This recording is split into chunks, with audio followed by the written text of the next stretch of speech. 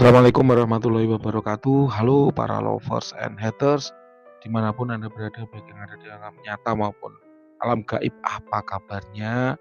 Salam cerdas bersupranatural.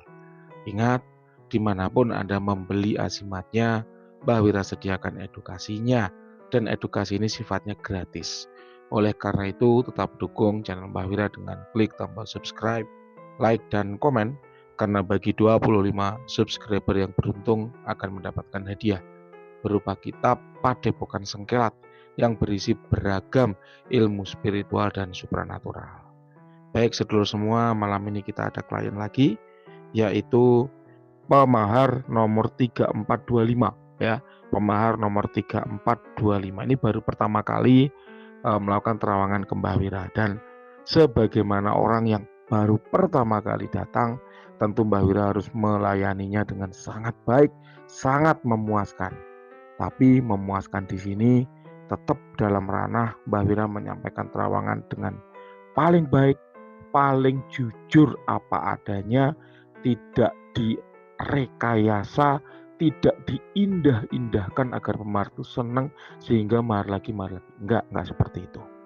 Mbah Wira bertahan di bisnis terawangan selama 8 tahun sejak 2015 karena Mbah Wira konsisten menyampaikan hasil terawangan dengan apa adanya, meskipun hasil terawangan itu kurang indah untuk didengar. Kali ini klien nomor 3425 juga mendapat hasil terawangan yang kurang indah, tapi nggak apa-apa.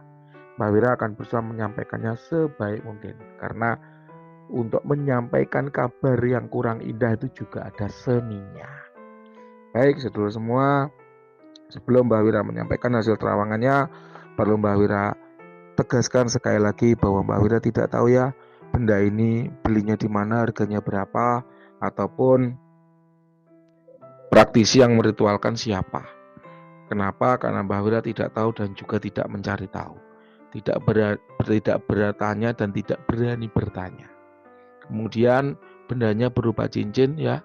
Ingat, meskipun hasil terawangannya kurang indah, Mbah Wira tidak ada niat ingin menjatuhkan atau menjelekkan siapapun, karena toh Mbah Wira tidak jualan cincin. Semua azimat berkhodam buatan Mbah Wira berbentuk emas murni bersertifikat resmi. Ya, jadi tidak ada yang berbentuk cincin. Kita kembali. Cincin dari klien nomor 3425 ini telah Mbah Wira cek dengan menggunakan beragam metode. Metode yang pertama namanya metode vibrasi energi. Kenapa kok metode vibrasi energi? Karena Mbah Wira paham bahwa suatu benda bertuah itu adanya tuah karena adanya kandungan energi di dalamnya. Energi ini ada bermacam-macam. Yang pertama yaitu energi alam. Apa itu energi alam? Yaitu energi yang berasal dari alam. Alam yang membuatnya terisi energi. Alam yang mengisinya sendiri ke dalam satu benda. Biasanya benda-benda yang berisi energi alam kemudian kita sebut dengan mustika. Contohnya mustika merah delima, mustika lipan, mustika kelapa, mustika kulbuta, dan seterusnya.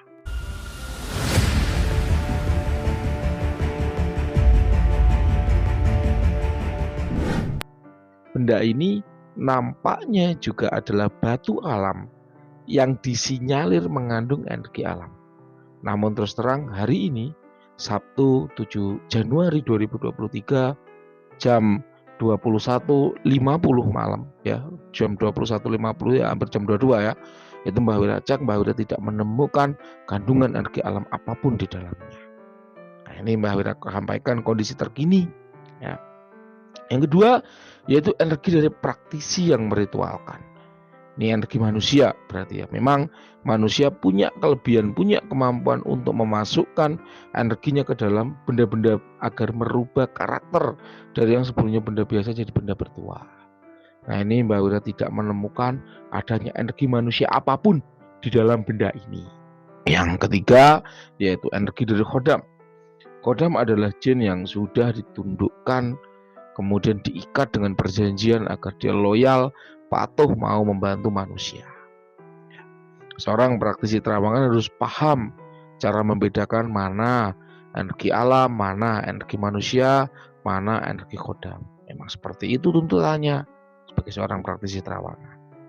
Nah, di sini untuk benda dari klien nomor 3425 ya, 3425 Mbah Wira cek, Mbah Wira telusuri, Mbah Wira pantau, kok Mbah Wira tidak menemukan adanya energi khodam apapun di dalam benda ini. Mohon maaf sekali lagi apabila hasil terawangannya kurang indah didengar, ya.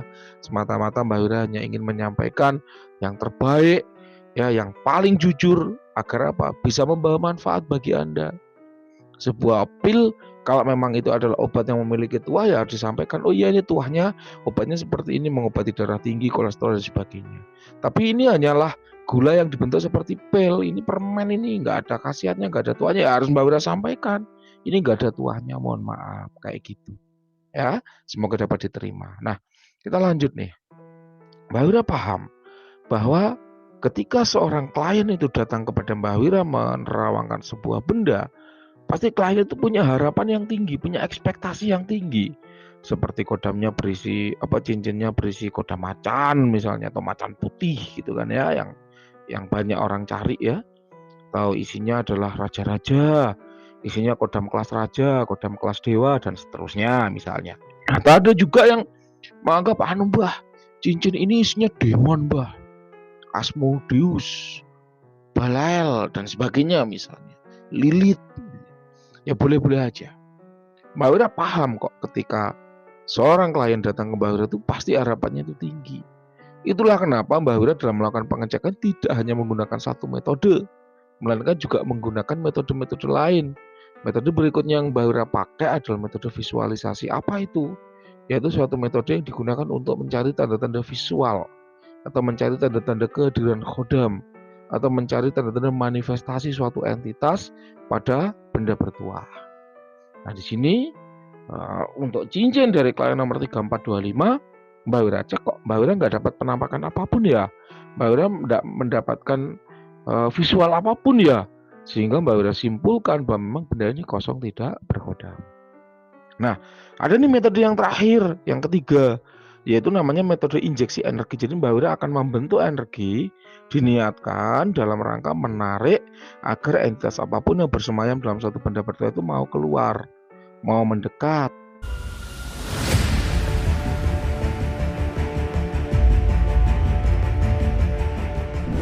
Dari yang semula berada di dimensi energi, di alam gaib, mau mendekat ke alam nyata, mau mendekat ke dimensi manusia, ke dimensi materi. Ada memang caranya.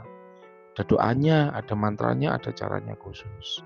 Nah, Mbak Wira sudah mencoba menginjek ya cincin milik klien nomor 3425, tapi ternyata memang tidak ada feedback apapun. Hal ini menjadi jelas bahwa memang cincin tersebut kosong, tidak berkhodam, dan kosong, tidak mengandung energi. Jelas ya? Mbah, saya perlu dijelaskan kenapa kok cincin ini kosong, padahal dulu cincin ini ada tuahnya misalnya. Sebetulnya ya, ada tuahnya apa enggak itu yang bisa merasakan adalah pemiliknya. Jadi kalau Anda kurang puas ketika Mbah Wira menyampaikan bahwa memang benda ini kosong, Anda bisa mencobanya langsung, karena bendanya kan toh ada di Anda. Anda bisa mencobanya langsung dengan cara apa? Coba hidup seminggu biasa saja tanpa benda seperti ini.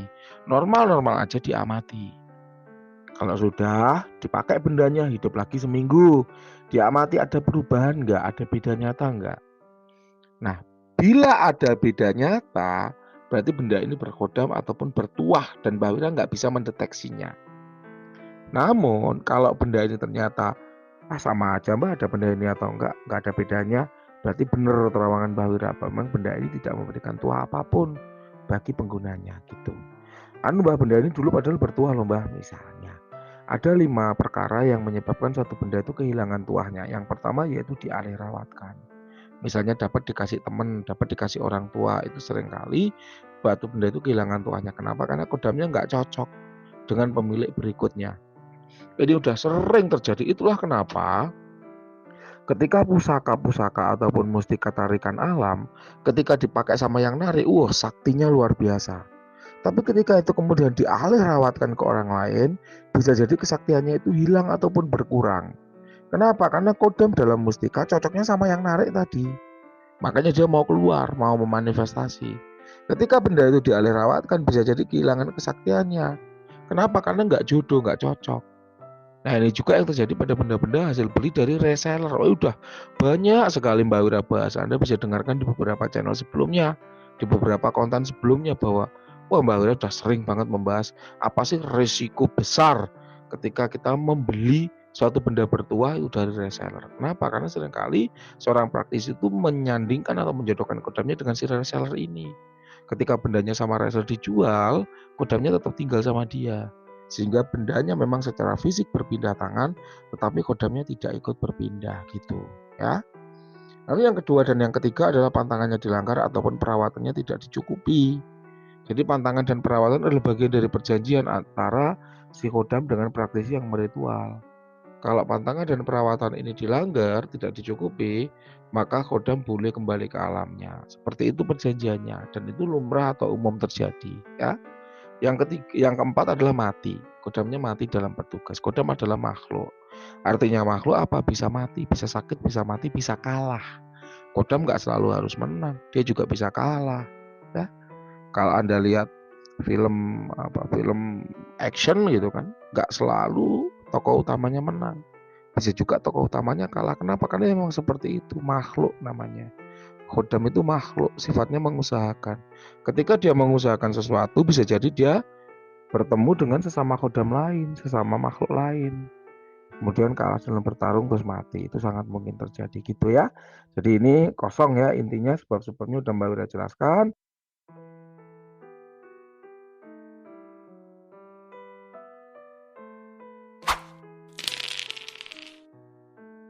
Sekarang Mbak Wira ingin menjawab pertanyaan menarik nih dari netizen yang sudah hadir di kolom komentar, yaitu Mas Ranzo ya. Assalamualaikum Mbah. Waalaikumsalam. Mau nanya nih, proteksi kodam dari ras marit gimana ya? Ras marit ya, rasnya jin berwarna biru atau jin berkulit biru. Jin marit terkenal memang dari dulu memiliki kesaktian yang di atas jenis-jenis jin lainnya. Jadi kayak semacam spesial ras gitu ya, memiliki kelebihan tertentu. Dia sudah dikenal sejak zaman Nabi Sulaiman. Ini kalau dalam film Naruto itu kayak ras khusus, itu kayak rasnya apa itu Uchiha, kayak gitu lah ya, klannya Uchiha atau klan Uzumaki ya, memang sudah terkenal memiliki kesaktian di atas ras-ras jin lainnya. Nah, jin marit ini memang tipenya adalah segala hajat ya. Tipenya adalah segala hajat. Jadi mau dibawa ketua apapun dia sebetulnya oke. Kalau urusan proteksi bisa, pengasihan bisa, sihir bisa, kerejekian bisa gitu. Tapi kalau Anda cari kerejekian yang paling baik di mana? Jin emas. Cari pengasihan yang paling baik ada di mana? Jin sila. Ya. Ular itu apa? Sihir pikiran. Ya, sihir pikiran yang paling baik di mana? Jin-jin yang berbentuk ular. Kalau kekayaan, jin-jin yang berbentuk banteng, itu kemakmuran kekayaan. Kalau proteksi Mbah, Buto, Omyang itu ada spesialisnya Mbah Wira. Jadi kalau marit ya bisa. Tapi kalau Mbah Wira lebih seneng menggunakan kodam-kodam dari ras Omyang atau Buto. Itu terkenal dari dulu, tuah proteksinya Ciami. Jadi memang sudah dipakai oleh kalangan dukun-dukun tua. Praktisi-praktisi pada zaman dulu turun-temurun memang Omyang dan Buto itu terkenal hebat dalam hal proteksi. Kalau Omyang terkenal energinya lebih panas. Ya kalau Buto energinya lebih dingin, lebih halus. Makanya ketika orang punya Omyang lalu punya Buto itu kayak klop punya sepasang gitu. Karena Omyangnya panas, Butonya dingin. Jadi kayak saling meredam ya sifat panas dari atau sifat dingin dari masing-masing kodam, masing-masing entitas kayak gitu. Kalau naga itu pride-nya tinggi, biasanya untuk karir yang baik kayak gitu ya. Kemudian apalagi sihir, witch, lich, apalagi saman. Nah, itu adalah kodam-kodam dengan tuah sihir yang kuat. Ya, sihir pikiran, sihir lidah, sihir omongan, pahit lidah, itu ke arah jin-jin semacam itu. Naga, ras naga, naga putih itu penyembuhan, kepekaan batin yang baik. Naga emas, kerejekian kayak gitu. Jadi setiap ras pasti punya ciri khasnya masing-masing. Tapi kalau proteksi, Mbak Wira lebih senang Omyang atau Buto. Apakah marit bisa untuk proteksi? Bisa. Tapi kalau Mbak Wira disuruh memilih, Mbak Wira lebih menyenangi Omyang dan Buto kayak gitu. Oke, terima kasih teman-teman semua. Itu tadi materi dari Mbak Wira.